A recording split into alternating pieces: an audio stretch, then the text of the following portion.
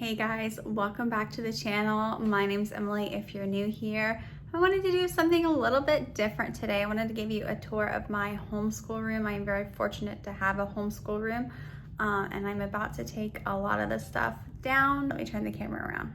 Okay, so we're starting at the door, and as you can see, we have all kinds of things just all over the walls, which is what I'm gonna take down and put into their notebooks. Some stuff, honestly, I'm just gonna get rid of it. Here's our chalkboard. So I got this at IKEA. Normally, I will write the weekly stuff that we will do on this side. And then the other side is a dry erase board, and I will put my kids' lists that they need to do so they could have like a checklist. So basically I will just kind of like have this in the morning and then rotate it when we get done with our morning time stuff. I only have one bookshelf, so that's why there's stuff on the floor.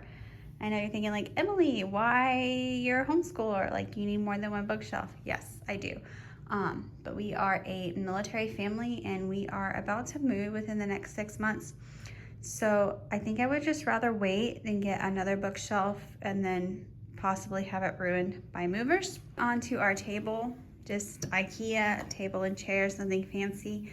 I keep these colored pencils and crayons right here. Mostly it works honestly as like a good divider because my older son sits here and then my younger son sits here. It's all of my soon to be eighth graders work. I did buy some of these and then I found these. Somebody was getting rid of them, so I got those. So they don't match, but this is all of his work. And then it also piles here because basically I can't put some of this stuff in there.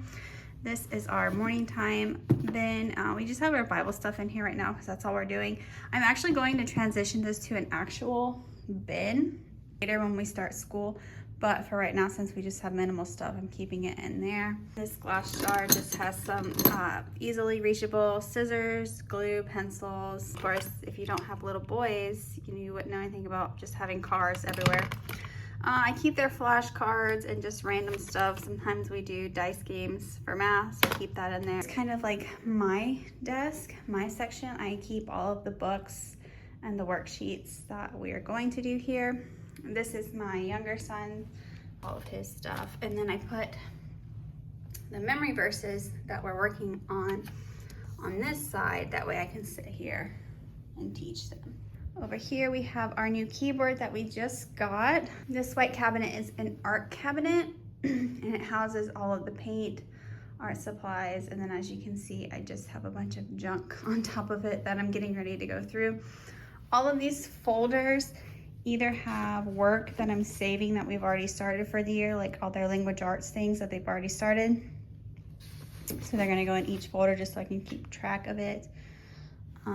2 science kits. And then we have this closet. And before I open this closet, guys, like, I know, I have a plan, but just, I know. Okay, so I'm gonna open the closet. This is where we keep all of our board games.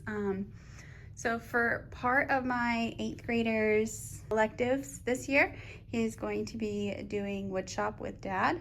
And I said, hey, instead of me going out and buying a shelf, why don't you build me a shelf? And I thought that was great because I can, like this allowance game, it's very long. It probably would take up a lot of room on just a regular bookshelf. So I can have cubbies and I can make them to my own specification how I want to. This is all of the curriculum that I have for next year.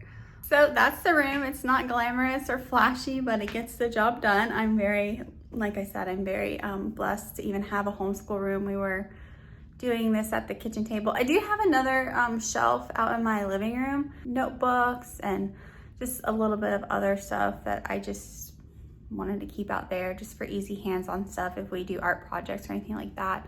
Those are the more easily accessible things that we will need. So leave a comment down below, subscribe, and I hope you guys have a very blessed and wonderful day.